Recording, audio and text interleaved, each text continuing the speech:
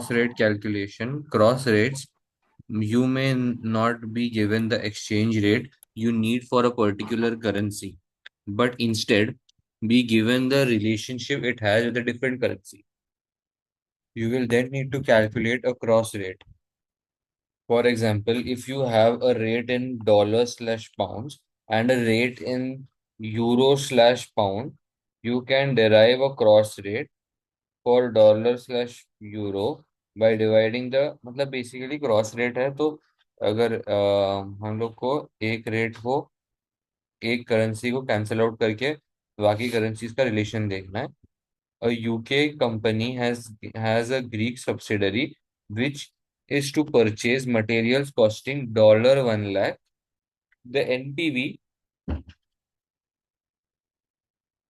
of the overseas cash flow is being calculated in euros, but you have not been provided with the euro slash dollar exchange rate. Instead, you have the following information. So, 1.9, ठीक है, रुक जा, मैं Excel खोल लेता हूँ.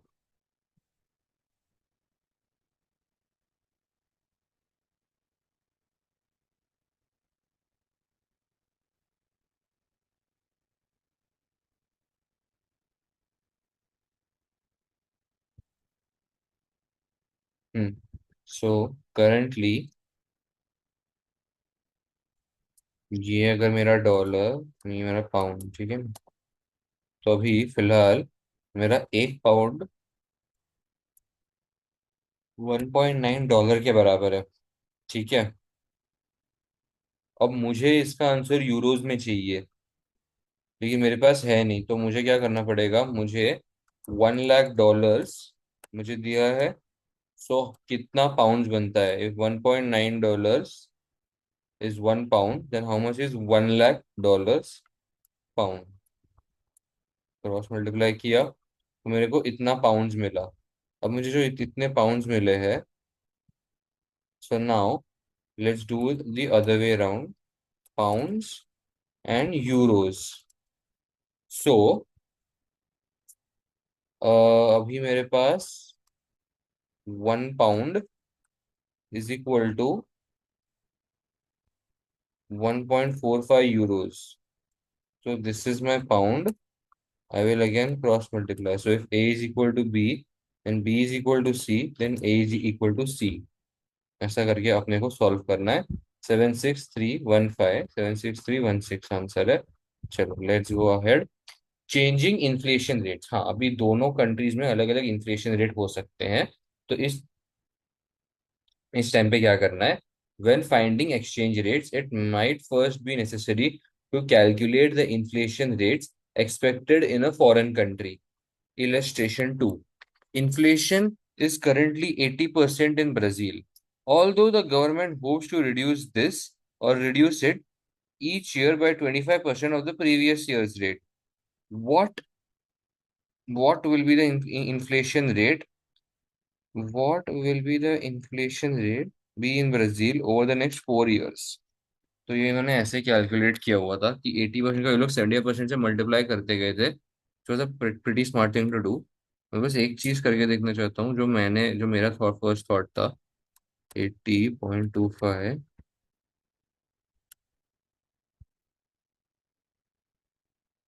सो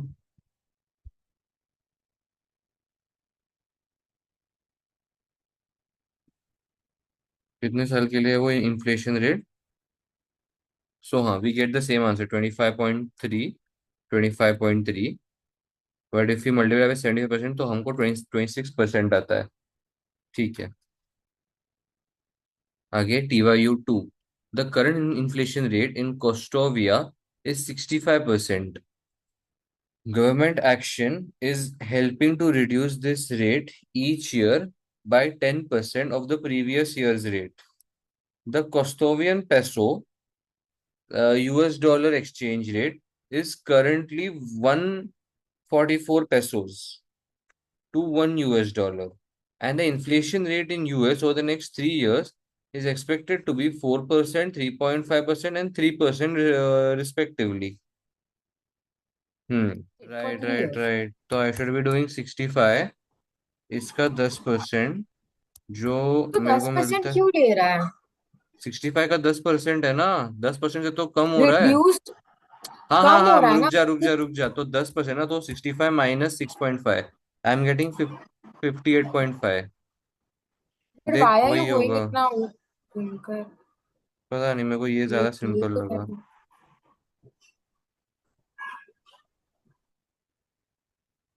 हाँ अभी सही ठीक आ है, रहा है। अभी हम्म। ये आ गया। तो हाँ ये तीनों ठीक है, थी आज की रेट है। 3 सालों की रेट है ना ये तो। हाँ मतलब 58 is like first year and 52 second and 47 for third.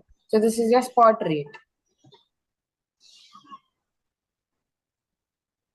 Not spot rate, it is that the real rate वो जो 1+R/1+H करते हैं ना अपन, ये वो है। और अपन को 1+H तो दिया हुआ ही है for base country. That is वो 4%, 3.5% and this three is percent inflation rate, interest है। दिस इज हाँ। Inflation rates in pesos. ठीक है, this is in the inflation foreign rates in country. Pesos first year, 1 plus is equal to plus 0.585, this is I C.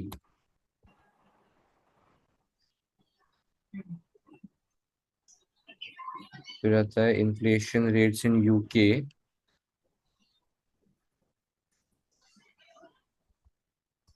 Which is 1.04, 1.52। अब मेरे को इसको multiply भी करना है। With 144 hmm because your current exchange rate is that. हम्म।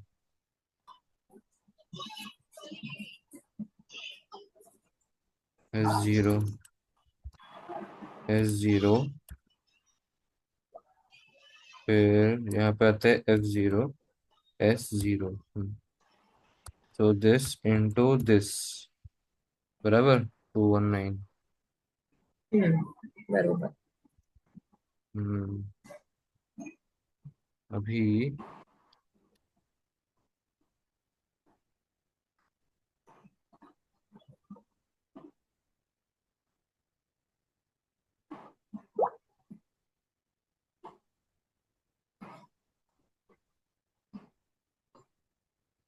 1.035, 1.1.03, 1.5265, 1.47385, ये हो जाता है second year and third year के लिए। सो आंसर आता है 463.1599। This is the FO, future spot rate that we are getting.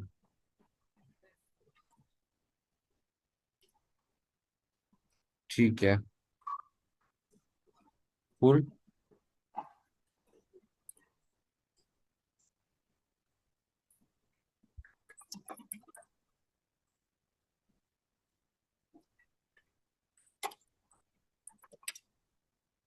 Exchange rate के इन्फ्लेशन रेट करंटली कंट्री में कितना है उसका परसेंटेज मल्टीप्लाइड बाय वो कितना रिड्यूस होने वाला है आगे चलते हुए, उसको कंसिडर करके चलना है।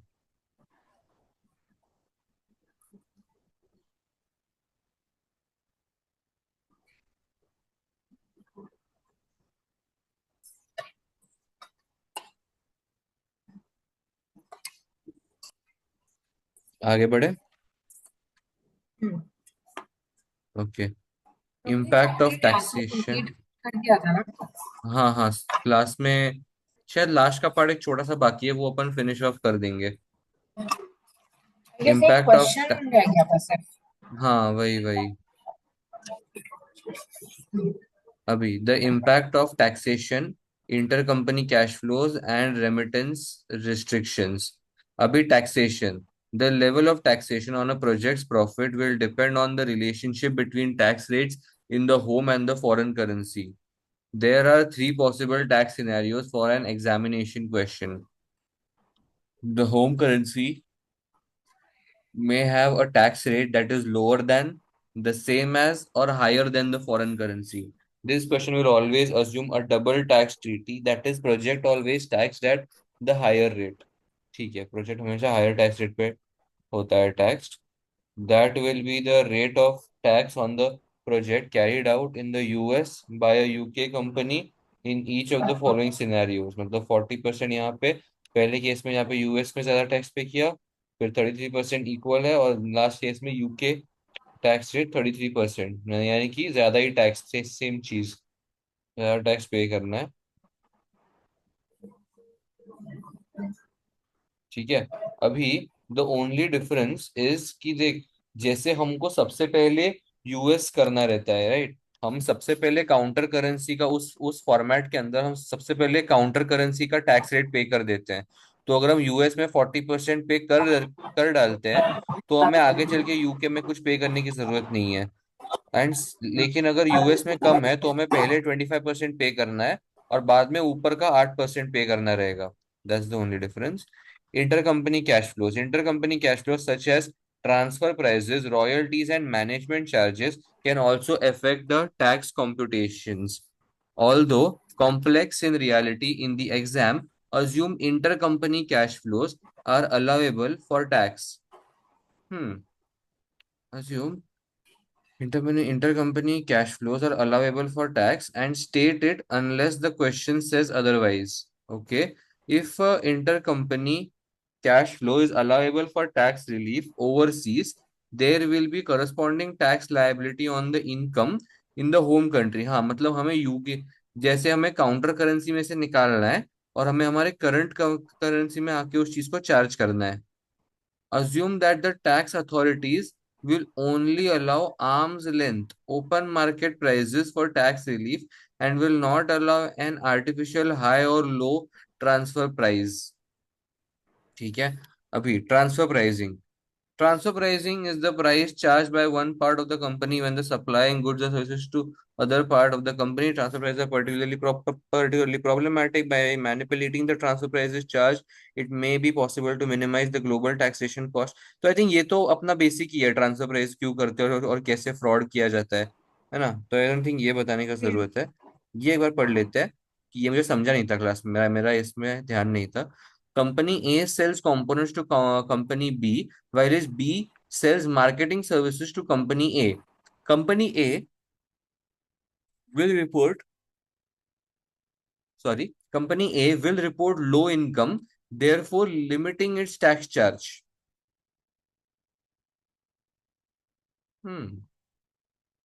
ओके, जानबूझ के कम प्राइस दिखाएगा. Company B will be reporting higher income देख एज सुन इट सुन पेज सुन, लेस मैं तेको टैक्स. एक सिंपल बताती हूँ भाई. एक कंपनी ए है, एक कंपनी बी है, ठीक है. ये दोनों हम्म. बहुत इंटर रिलेटेड कंपनीज है, मतलब इनका जो बिजनेस है वो इंटर रिलेटेड है. इनका जो इनकम होगा ना, वो अल्टीमेटली एक ही कंपनी में जाएगा. So basically there is a company C which has two companies A and B. तो उसको पूरा प्रॉफिट जो है वो सी को मिलेगा दोनों कंपनी से. अब ऐसा बोलते हैं कि कंपनी ए जो है ना, उसको हाई टैक्स लगता है, कंपनी बी जो है ना उसको लो टैक्स लगता है.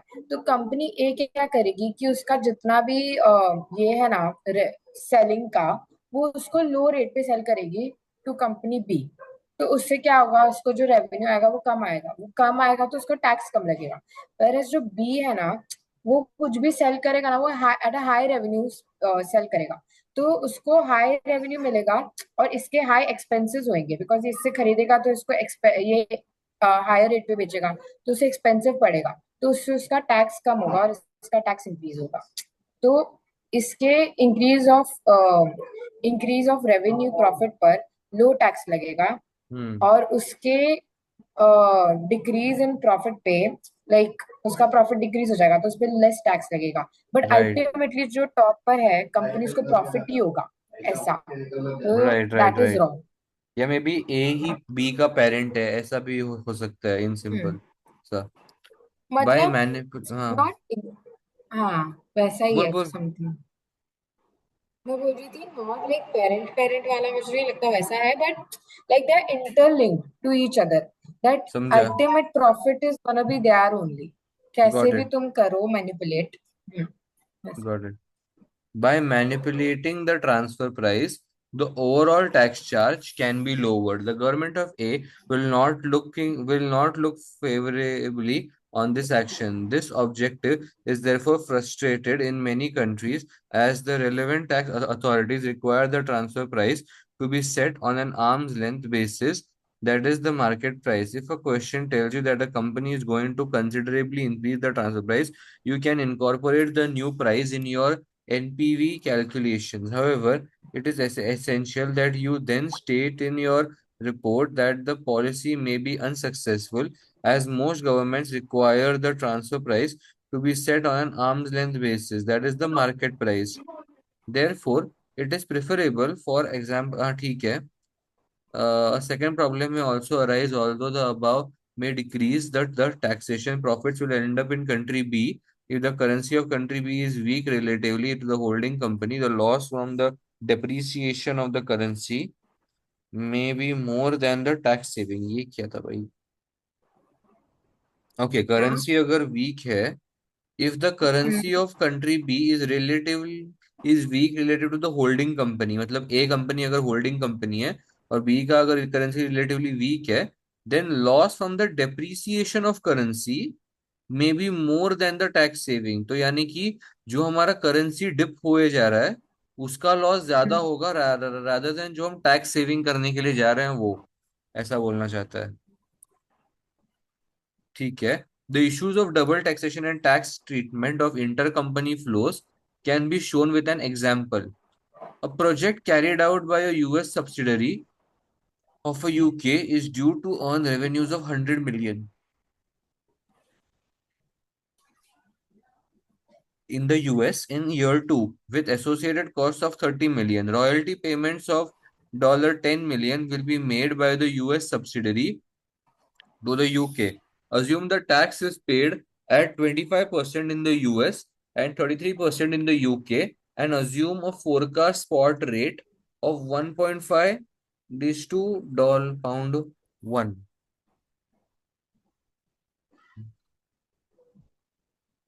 भाई ये सबसे इम्पोर्टेंट है, लाइक इसमें जो है ना ये कि इंटर देम कंपनी है. स्टेटिंग। हाँ ये यूएस सब्सिडरी टू यूके जो है ये सबसे इम्पोर्टेंट है।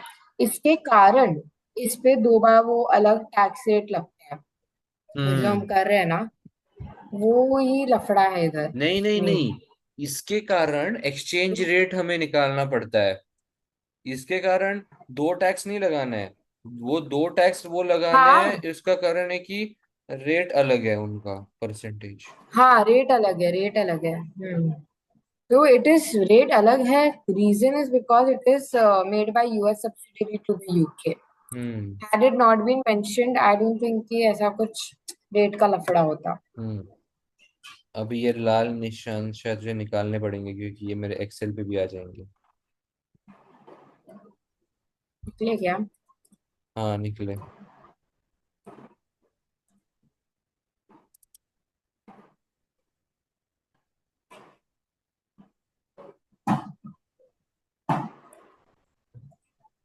निकले निकले निकले वो लाल धब्बे निकले. Unlike my acne.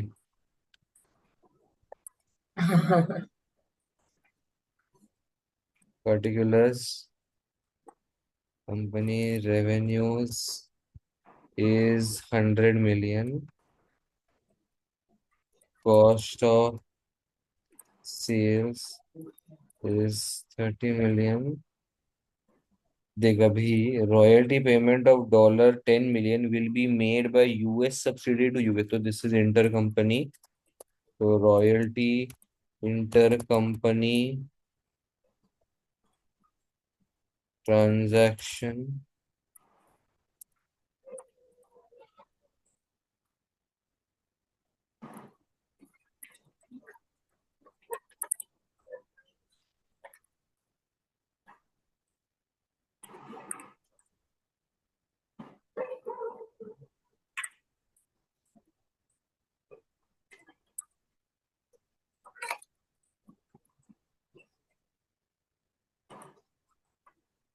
अरे,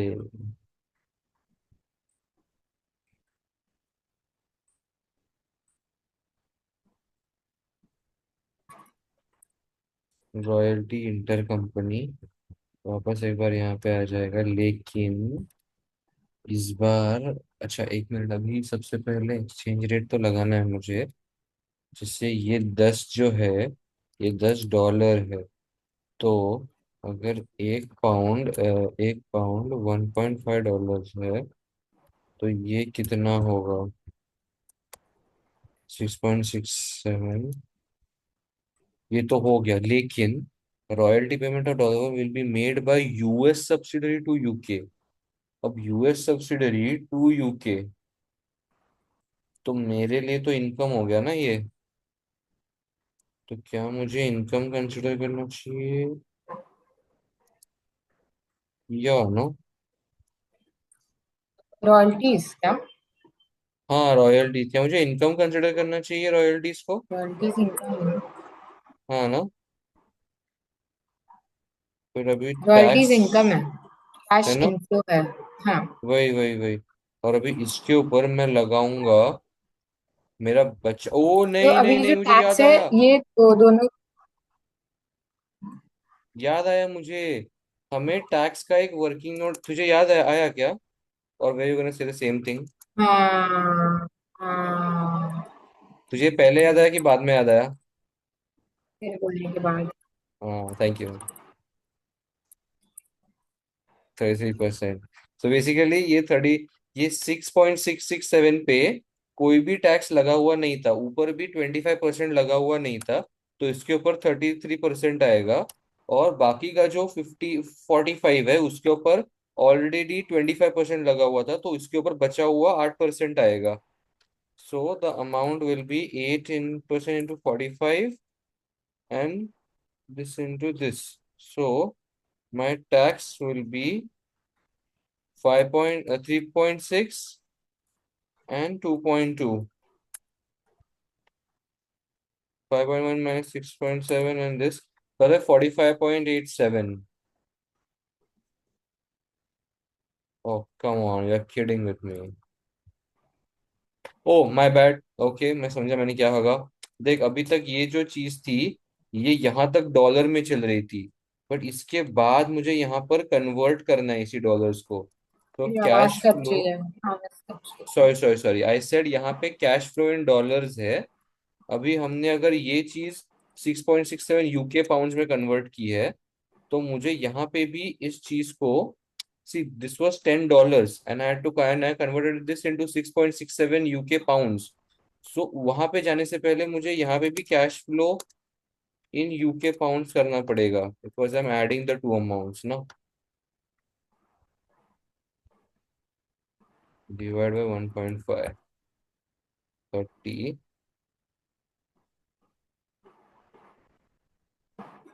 एक मुझे क्वेश्चन ना, ये यूके रेट कैसे कैलकुलेट किया वो नहीं समझा है।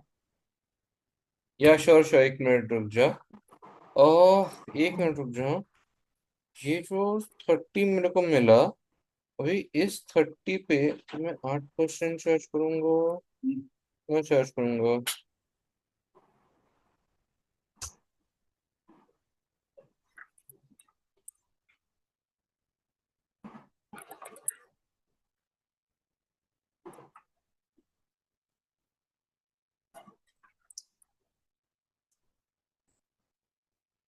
हाँ हेलो।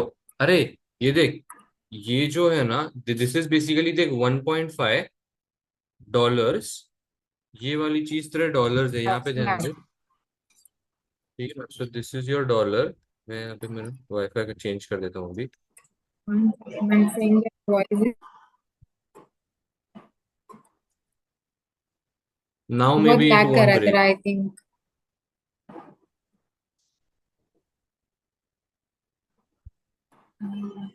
ओके। ये देख, अभी यहाँ पे डॉलर्स इज 1.5 एंड उसका उसके सामने पाउंड इज 1, बराबर है। अभी अगर पाउंड 1 है तो डॉलर 1.5 है। और तो अगर तेरे पास $10 है ये इंटर कंपनी का, तो ये कितना होगा? तो द आंसर इज इतना। क्रॉस मल्टीप्लाई किया बेसिकली मैंने, बराबर है। अभी now I am trying to do something here. What I am trying to do is, यहाँ पे मेरे को 45 मिला, बराबर है, कैश फ्लो इन डॉलर्स 45 मिला. मैंने हम्म उसी चीज को वापस एक बार यूके पाउंड में कन्वर्ट किया, विच इज 30, बराबर है. हम्म अभी ये 30 की है, तो मैं सोचा था कि ये 30 को यहाँ पे लिख दूं, लाइक, बिकॉज अभी अपन ये यूके के बेसिस पे कर रहे हैं, राइट. तो ये हम्म 30 के ऊपर टैक्स आएगा, तो आंसर यहाँ पे मुझे आ रहा है 44.6 आ रहा है. हम्म वे ना, ये क्या है, इंटर कंपनी, तो this is income, this is also. तो फिलहाल आई एम गेटिंग 32.06 है, but that I don't think that is the answer, right. Answer कितना है? 31.3। 31.3 मिलियन. सो वही मतलब, there's some mistake I'm doing. मेरे लिए क्या है? फालतू की सीधे सीधे करके करके करो। So there is some mistake. 32 आया, उनको 31 आया. So there's some small error that we are doing. 30 तो बराबर है. देख, रॉयल्टी का भी 6.67 बराबर है. ये टैक्स का जो 54 है ना, that is the only thing that you are doing wrong. तो एक बार वो चेक कर लेते हैं. Profits is 60.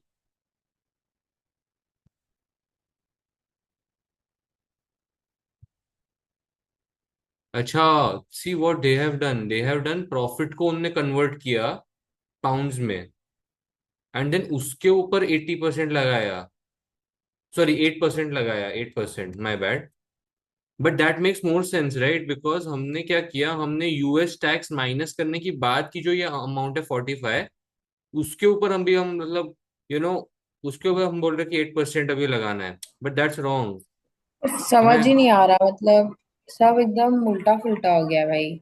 मतलब 100 - 30 - 10 करके 60 आ गया, 60 पे टैक्स लगा दिया 25%, यूएस 15 आ गया, 15 माइनस कर दिया 45 आ गया, 45 को स्पॉट रेट पे कन्वर्ट कर दिया 1.50 से 30 आ गया।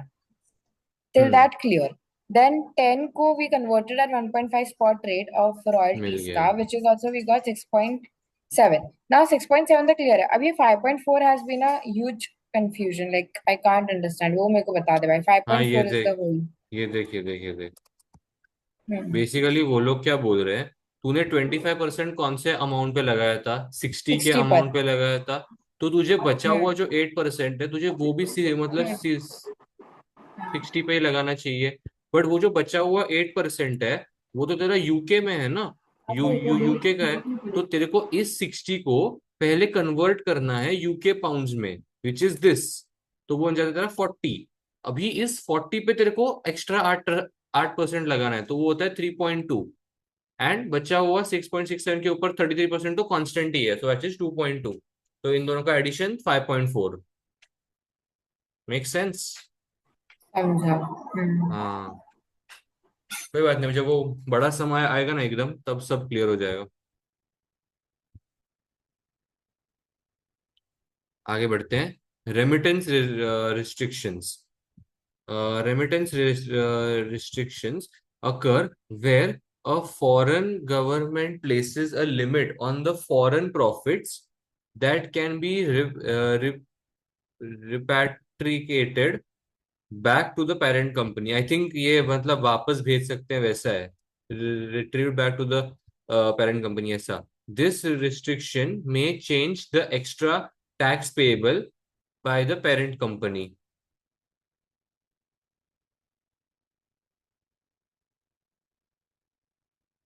मेक सेंस कि हम लोग extra tax payable by the parent company, this decision में change the extra tax payable by the parent company. Okay. तो ये लोग क्या बोलते हैं, a UK company is appraising a new US project. The forecast pre tax profits is as follows. तो ये है 346, ये इनके प्री टैक्स प्रॉफिट्स हैं. In any one year only 50% of profit generated can be remitted back to the parent. The ये block वो वाला है. प्रॉफिट्स, हाँ ये वो वाला गंदा वाला. The block profits can be released back to the parent in the year after the end of the profit. The US tax rate 15% and UK tax rate 25%. Assume that the exchange rate will be pound 1 is equal to $1.3 for the foreseeable future. ठीक है। By this एक चीज clear है that we are the UK company and dollar is the other company, like base का अपना जो rate है वो यूके है, बेस कंट्री ना। हाँ हाँ, right. So the spot rate would be 1.3। Okay, तो 346 जो रहेगा उस पे हम पहले टैक्स लगा देंगे अपना, फिर उससे हमें को मिल जाएगा यूएस का प्रॉफिट आफ्टर टैक्स। उसका 50% ले लेंगे। बट वो लोग क्या बोलते हैं, 50% of the profit generated can be remitted back to hmm. The parent, तो हमको उसको सबसे पहले 50% पे लेके आना पड़ेगा ना। मतलब सबसे पहले तो 346 जो है उस पे टैक्स लगाएंगे, फिर उसका 50% लेंगे, एंड देन फिर उस रेट का ओके। क्या बोलते हैं, फिर 25 - 15 करके जो ये रहेगा, 25 - 15 इज व्हाट, 10 ना। 25 - 15, 10 10, हाँ। राइट। 10, फिर उस 10 पे विल कैलकुलेट द ये प्रॉफिट आफ्टर बचा टैक्स। हुआ। हाँ, ऐसा कुछ है। ठीक है, अच्छा चेक करते हैं एक बार। पहले तो टैक्स लगा देते हैं ना।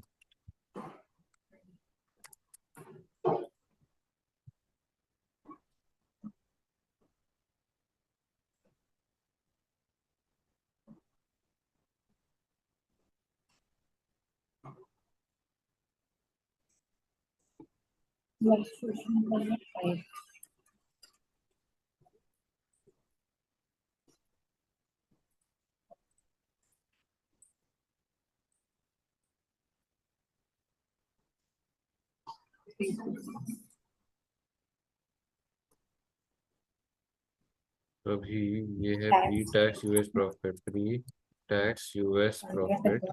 अभी तो बोल रही है इसके ऊपर हमें लगाना है यूएस टैक्स। अच्छा, ये अभी तो हम अरियर्स पहले में वो यूएस करेंगे। टैक्स क्यों लगा रहे हैं? वी आर पहले विच कंट्री? पहले बाहर का टैक्स लगाना है, वो अच्छा, कंफर्म है। पहले बाहर का। पहले ओके, बाहर का सबसे यूएस। पहले लगा देना है। ओके, आउटकम का लगाएंगे पहले तो। ठीक है, तो ये इसका मैंने करके लगा रखते हैं दिया। तो मुझे ये और फिर इसको अमाउंट्स माइनस मिलते कर हैं। देंगे ना। हाँ, इसका नाम क्या आएगा अभी, आफ्टर टैक्स लिख देता हूँ मैं। ठीक है, post tax after cash flow tax ना। हम। ठीक है, post profit after tax tax. Cash flow. Right, okay, sounds good. अभी in any one year, इसका 50% of the 50%। profits generated can be remitted back to the parent। इसका 50% we know करना that है। Dog funds are 50%।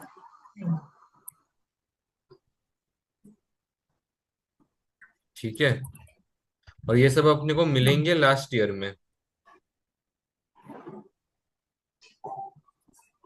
हम्म। तो इसको भी this अपन को all minus करना रहेगा क्या? मुझे पता नहीं है। अच्छा, इसको अगर माइनस करेंगे तो भी अपने को कितना मिलता है, हाँ बराबर बराबर, इसको माइनस करना है। एंड देन लास्ट में इसका सम लेना है। ये सब चीजें अपने को बाद में फिर से मिल जाएंगी। बराबर है। Remittance reimburse. Limited to. Remittance reimburse, हाँ ठीक है, जो भी। तो अभी ये इतना अपने को मतलब वापस मिल जाता है। अभी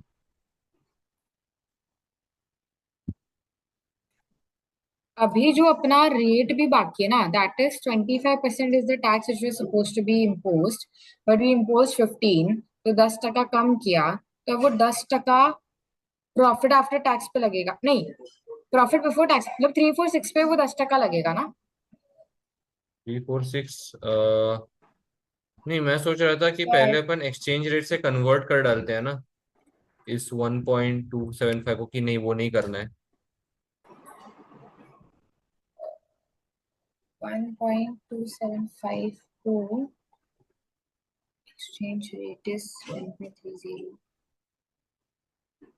मैं कर सोच रहा लेते था हैं, करना कन्वर्जन। है। सो ये सारी चीजें मेरे डॉलर्स में है। And $1 equal to 1.3, so how much dollars will be this, so मुझे बस डिवाइड बाय 1.3 करना है इसको। Divide by 1.3 now. क्या मुझे इसके ऊपर डायरेक्टली 10% लगा लगा देना चाहिए, कि 50% ऑलरेडी ब्लॉक था, वो नहीं, इस प्रॉफिट्स पे नहीं मुझे लगा, मिले। 345, 345 पे लगेगा ना। हम्म। 345 का 50% का 10% का divided by 1.3, right. Isn't that exactly the same thing that I have done? You एक मिनट रुक जा, हाँ। यूके टैक्स अभी 0.1 कितना आ रहा है? आ रहा है। Oh no. नहीं, but I what I said is 346 का जो है, 3 का हम लोग लेंगे 50% का 10%, the whole divided by 1.3, which limited. will give us, हाँ, I'm getting right. Amount limited. इसके आगे क्या करना है फिर, बस ये माइनस करना है क्या इसमें से? सी मुझे ना ये अमाउंट रेमिटेड तो मिल गया, कन्वर्जन का अमाउंट एकदम एक्यूरेट मिला हम्म। यहाँ तक। हम्म। सो मेरा हम्म। ये सारे ब्लॉक सॉर्टेड है, यहाँ तक सारे मेरे हम्म। ब्लॉक सॉर्टेड है। ये भी हम्म। लास्ट सेकंड, अभी बचता है खाली ये हम्म। लास्ट वाला, एक्स्ट्रा हाँ। Tax payable. बराबर है। हम्म। अभी ये यूके हम्म। टैक्स मैंने क्या सोचा कि ये जो मैंने कन्वर्ट किया हुआ है, मैं इसके ऊपर ही हम्म। 10% ले लेता नहीं, हूँ। लेकिन ये गलत यही कैसे तूने है? लास्ट टाइम भी, हाँ। Because this is the tax we are charging, we have charge tax 15%। तो तू किस पे चार्ज किया 15%? ऑन प्रॉफिट बिफोर टैक्स, वो वाले वैल्यू पे किया। तो तू ये बाकी का जो 10% है वो भी तो प्रॉफिट बिफोर टैक्स पे ही चार्ज करेगा ना। You have right charged 15%. You were right supposed to charge right right 25%. Right right right right So right take that right value. Right, perfect perfect, बराबर बराबर। कि मैंने अगर And they have three said four six पे 50%. 15% लिया है, अगर मैंने 3 4 और 6 के ऊपर अगर मैंने मतलब टैक्स लगाया हुआ, But तो मुझे बाकी right. का वो 10% भी इसके ऊपर ही लगाना चाहिए। तो मेरे 10% एक्स्ट्रा टैक्स, ठीक है। लेकिन Hmm. एक्स्ट्रा टैक्स पे जाने से पहले मैं कन्वर्ट कर देता हूँ इन सारे अमाउंट्स को। ठीक है। Convert is 1.3 1.3 1.3 Hmm. Divide by 1.3, this is my conversion. ठीक है। कन्वर्टेड वैल्यू मिल गई। अब मुझे एक्स्ट्रा टैक्स आया है 10% का, तो मुझे ये पे करना है। ओ, एक्सेल ने खोल लिया मैंने, ये रहा। तूने ठीक पचास है। टक्का नहीं मेक किया। हाँ, 50% नहीं किया है। अब तक मैंने पचास हम्म। टक्का नहीं किया है। हम्म। वो 50% हम्म। क्यों आएगा मुझे वो नहीं समझा है, इसलिए मैंने नहीं किया है। बिकॉज इन लोगों ने बोला है कि उन लोगों ने ब्लॉक कर दिया था फंड को 50% से, ठीक है। तो हाँ। अपन ने जब 15% के वैल्यू कैलकुलेट करने पर उसको 50% से ब्लॉक किया, तो बाकी का जो 10% है उसका भी जो वैल्यू रहेगा उसको भी तो 50% से ब्लॉक करेंगे ना। ये का जो 10% का टोटल वैल्यू है उसको भी तो 50% से ब्लॉक करेंगे। टोटल 25% टैक्स लगाएंगे, उस पे 50% ब्लॉक होएगा। बट अपन ने अभी तक सिर्फ 15% टैक्स पे 50% ब्लॉक किया है, अपन को 25% पे पूरा 50% ब्लॉक करना है। तो बाकी का जो 10% कैलकुलेट किया है उस पे भी तो 50% ब्लॉक होगा। समझा? तो मैंने यहाँ पे 10-10% से मल्टीप्लाई किया है, 3 4 6 करेक्ट। को। But then this is what you have calculated the full amount. अगर सपोज तू 15 की जगह 25 कैलकुलेट करता, if that tax rate would have been 25%, then the whole value would have been further blocked by 50%। Correct. अगर अगर मैं suppose तू पे पच्चीस पंद्रह टका करता। परसेंट रुक जा, अगर मैं थ्री हम्म। फोर सिक्स पे 15% टैक्स करता, तो मेरी वैल्यू पचास हम्म। परसेंट से ब्लॉक हो जाती, तू बोल रही है। नहीं, मैं ये बोल रही हूँ, अगर तू 25% टैक्स मारता इंस्टेड हाँ ऑफ 15, पूरा हाँ, 25 मारता, 15 + 10, फिर तेरे को एक वैल्यू आता, फिर तू उसे 50 से ब्लॉक करता, 50% से, बराबर बिकॉज एज बराबर मेंशन। बराबर। But here what we did, we just blocked 15% का 50%। व्हाट अबाउट द रेस्ट 10% का 50%? We didn't okay, block that, तो we are suppose to block that also, ऐसा। वी डिडंट ब्लॉक द बाकी के, okay okay okay. एक एक एक एक, एक सेकंड रुक जा, एक सेकंड रुक जा। आई थिंक मेकिंग सेंस कि ये मैंने 15% पे किया, ये मैंने 15% पे किया, फिर मैं 10% चार्ज किया।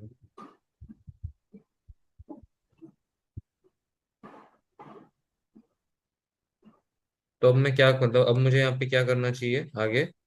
इसका इसको 50% ले इसको लूँ? भी 50, या इसकी फिफ्टी यस। परसेंट ले लूँ? हम्म। मतलब देख, लॉजिक ऐसा है कि तेरे को टैक्स रेट बोला था कि भाई 25% टैक्स रेट है, बट देन दे सेड कि as a outer company they charges 15%। But before all that they are said कि 50% तो हमें ब्लॉक करना ही है। तो 50%, अगर suppose they would have not said, अगर सपोज टैक्स रेट 25%, 25% दोनों जगह सेम होती, तो तू डायरेक्ट 25% लेता, उसका वैल्यू निकालता, उस पर 50% लेता, तेरे को आंसर आ जाता, हम्म। झमेला खत्म। बट सिंस अपना 15% ही हुआ आउट ऑफ 25, तो 15 पे जब तू 50% मार रहा है, तो तू बाकी 10 पे भी तो 50% मारेगा ही ना। लेकिन दैट मैं इज 15 समथिंग। पे, लेकिन देखेगी तू तो देखना, मैंने सबसे पहले यूएस प्री टैक्स प्रॉफिट लिया, उसका मैंने टैक्स हम्म। निकाला, और फिर मैंने पोस्ट हम्म। टैक्स कैश फ्लोज निकाला, फिर उसका हम्म। 15% लिया, मतलब मैंने आफ्टर टैक्स 50% लिया। बराबर है? या, बरोबर। तो यहां पर भी मैंने यहां तक हम्म। मैं टैक्स तक पहुंचा, यहां तक मैं टैक्सेबल अमाउंट तक पहुंचा, टैक्स अमाउंट, एंड देन मुझे 50% ब्लॉक करना था। Correct. Okay, okay, okay, okay. But then तू देखेगी तो एक्स्ट्रा टैक्स पेएबल यहाँ पे मुझे 50% माइनस किया, सेम चीज ऊपर क्यों नहीं की 50% माइनस या 50%?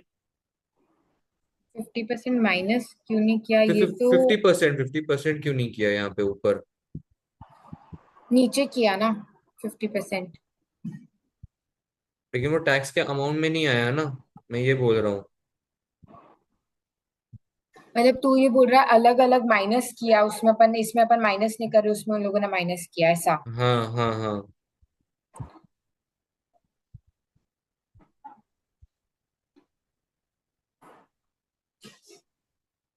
मुझे ये डाउट है,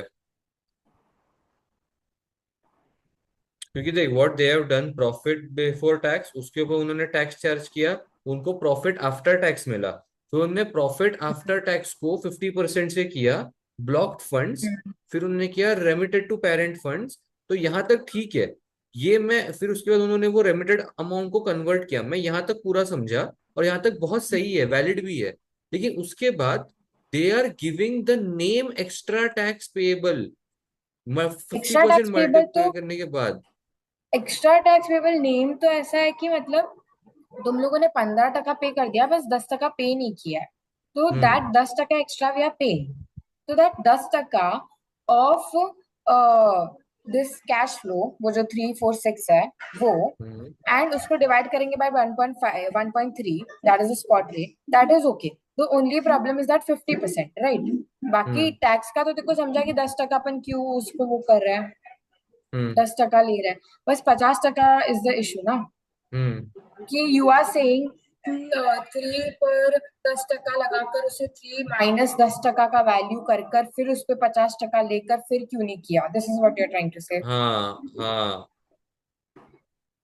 एग्जैक्टली exactly. क्योंकि पहले पहले केस में भी अगर सेम किया था। पूरा सेम स्टेप्स रिपीट करना चाह रहा है फॉर द 10% वाला हाँ, amount. Exactly, exactly, I am saying कि पहले वाले स्टेप्स और नीचे वाले स्टेप्स मैच नहीं कर रहे हैं, और बस वो मैच नहीं कर रहे, वो बस ये 50% की वजह से नहीं कर रहे हैं।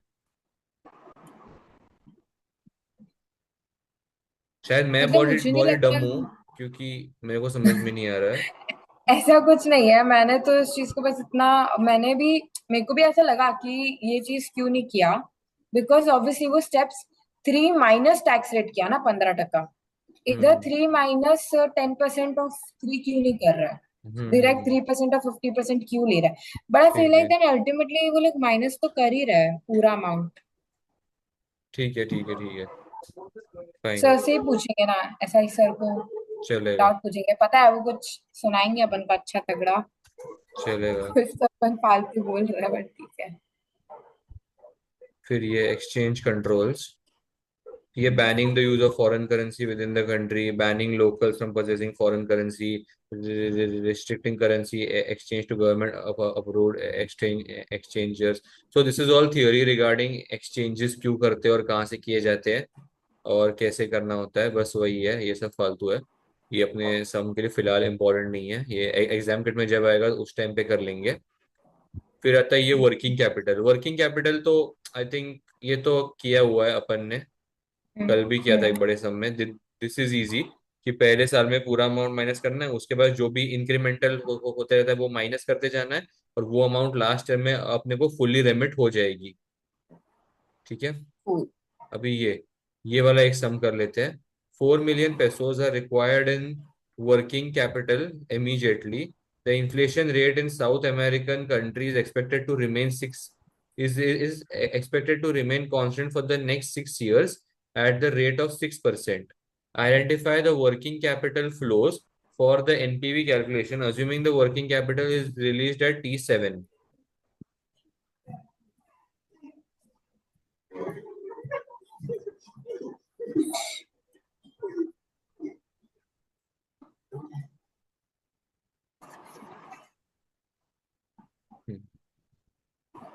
TYU3 भी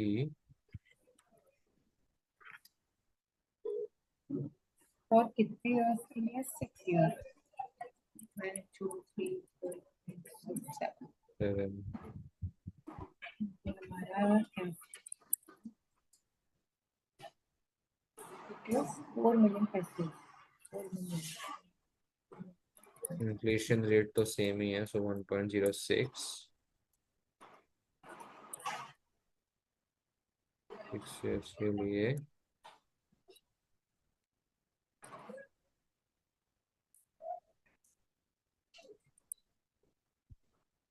working capital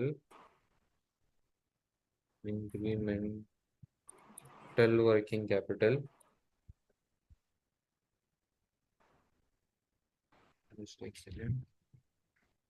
incremental working capital, this is minus 4,000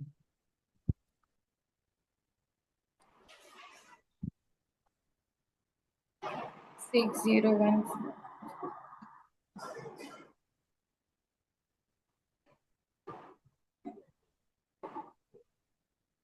601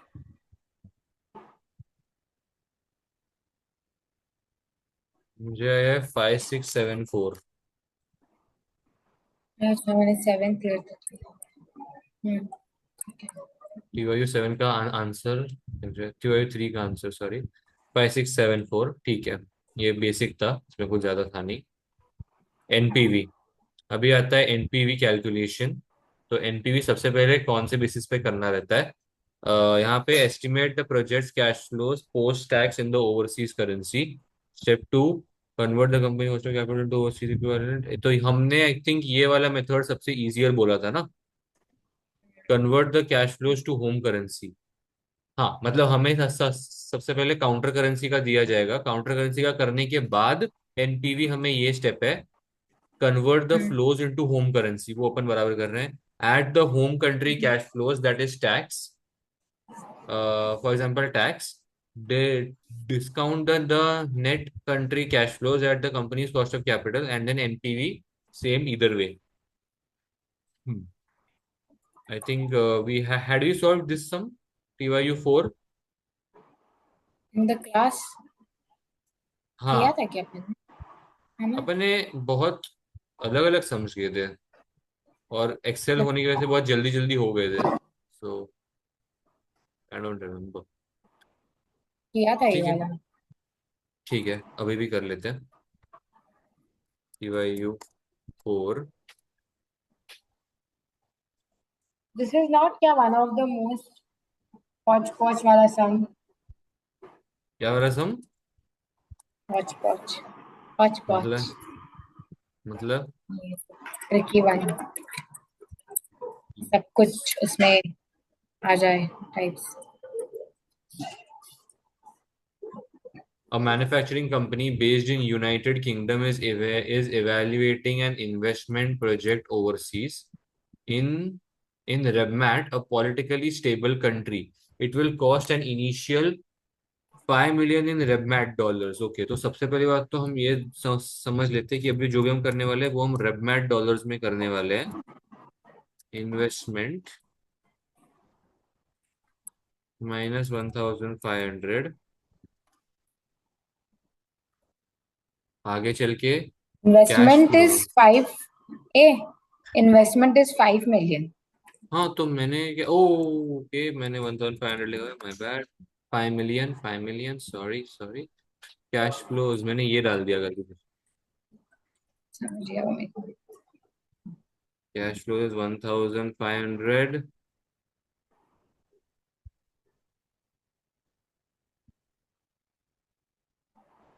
1700। Following information is available. Real interest rates in the two countries are the same. They are expected to remain the same for the period of the project. The interest rates in the two countries are the same. It would remain the same. The current spot rate is RM $2 per 1 pound। ठीक है, तो पहले हमें conversion करना है क्या? नहीं। Risk-free rate of interest in RevMat is 7% and in UK is 9%. The company requires return from this project 16%। ठीक है, तो ये तो हमारा डिस्काउंटिंग फैक्टर है 16% का, ठीक है ना? इसको जाने हम्म। देते हैं। Risk free hmm. Rate of interest, तो अभी के इज लिए दिस टू हमको, इंटू 1+7% अपॉन 1+9% अपॉन 1+7%, ये वही है ना? मैं सोच रहा था 1.0, मतलब तू बेसिकली फॉर्मूला ही लगा, मतलब वो लगाने का बोल रही है ना, फिशर्स फॉर्मूला। हाँ, टू हाँ हाँ हाँ, इंटू पहले देख वन लेता प्लस हूँ। Nine percent F zero is equal to S zero into 1 plus IC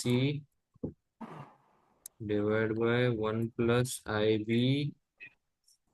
1 plus IC कितना होता है? 1.07, 9%। 1.09। So this end thing is my 0.89, ठीक है ना? और अभी मेरे को क्या, एसओ एक स्पॉट रेट तो एक मेरे पास सेकेंड, है। एक second. UK is are that ना, तो 9/7 आएगा ना? UK is our base currency. Okay, वो नीचे आएगी। Renminbi, UK. Renminbi is our counter currency. अच्छा, ओके, ठीक है। हाँ, अभी एसओ क्या होना चाहिए? एसओ मेरे हिसाब से तो दो ही होगा। मुझे 1.96 आ रहा है स्टिल। हाँ, जस्ट 1.96, हाँ बराबर 1.96 आ रहा है। So $1, 1 pound is equal to 1.96 renminbi. The more I say the dirtier it sounds.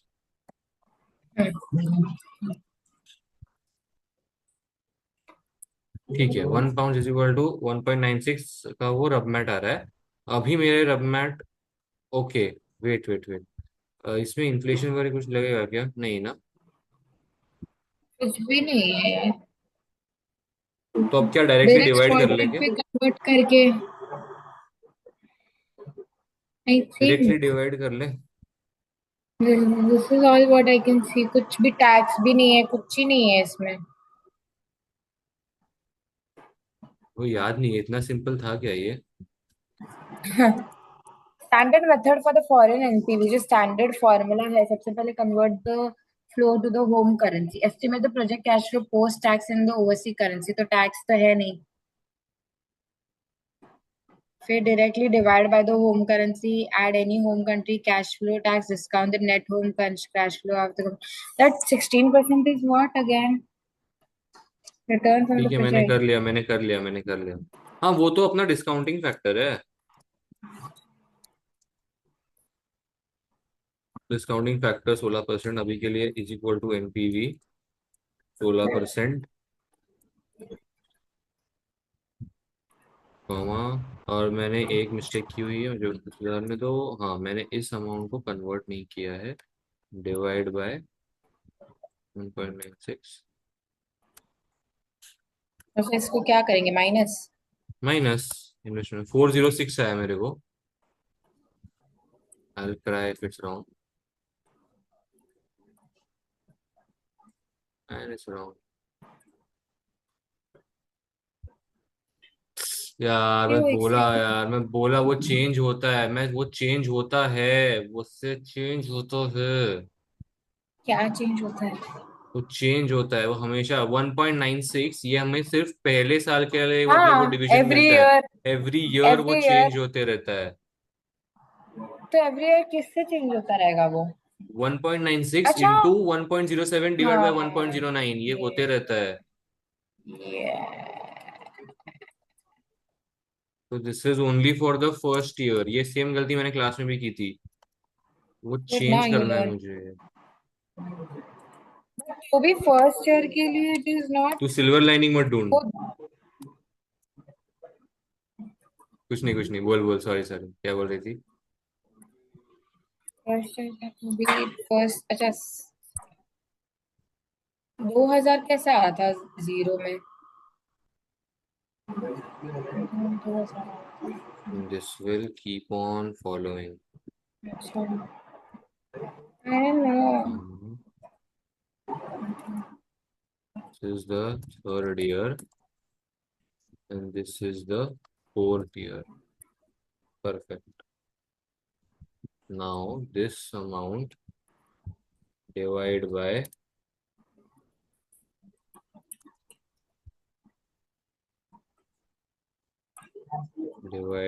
1.89.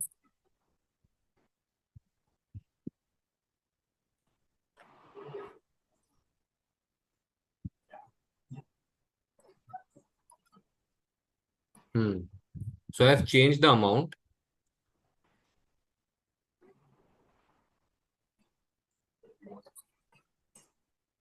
Let's try another way. Discounting factor कितना है? 1। 16% के लिए discounting factor 0.862, 0.862, 0.743, 0.641,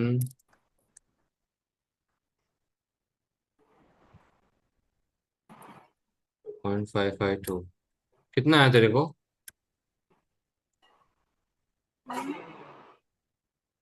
exchange rates like वो कितने हैं?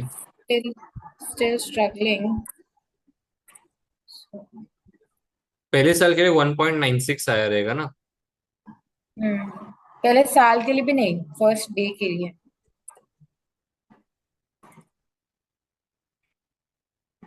राइट। T0 के लिए। अच्छा, T0 के लिए 1.96 बोल रही है तू?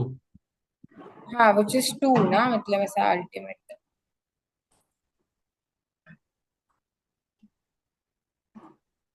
एक सेकंड मैं पूरा करती हूँ फिर बताती हूँ। ये आ गया है मेरे को वो, और इसलिए discounting factor, divide by discounting factor का रेट कितना है? 1.96,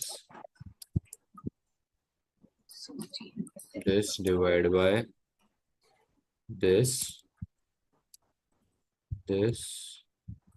divided by this, and then this divided by 0.85। 550। हाँ हाँ हाँ, एक मिनट। हाँ, 542 है।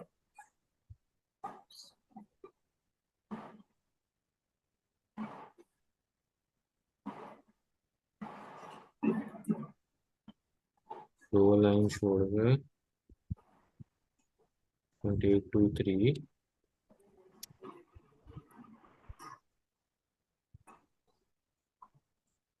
551 आता है फिर आंसर।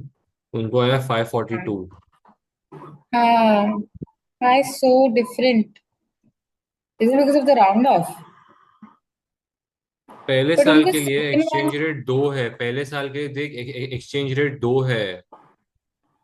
मतलब which is 1.96 ना, उन्होंने राउंड ऑफ कर दिया, 1.9 को 2 कर दिया। पहले साल के लिए एक्सचेंज रेट 2 है।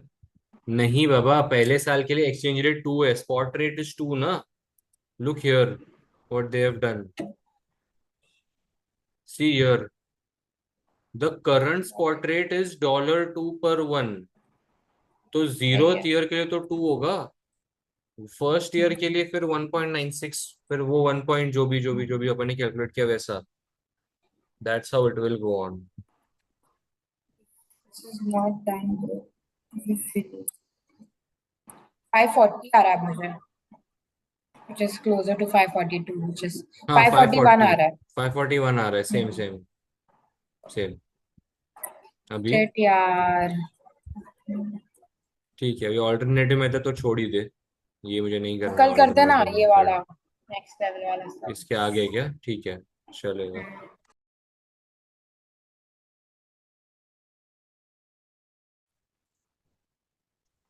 देख, ये जो यहाँ पे डॉलर्स है ना, $1.5, भारी हाँ। भारी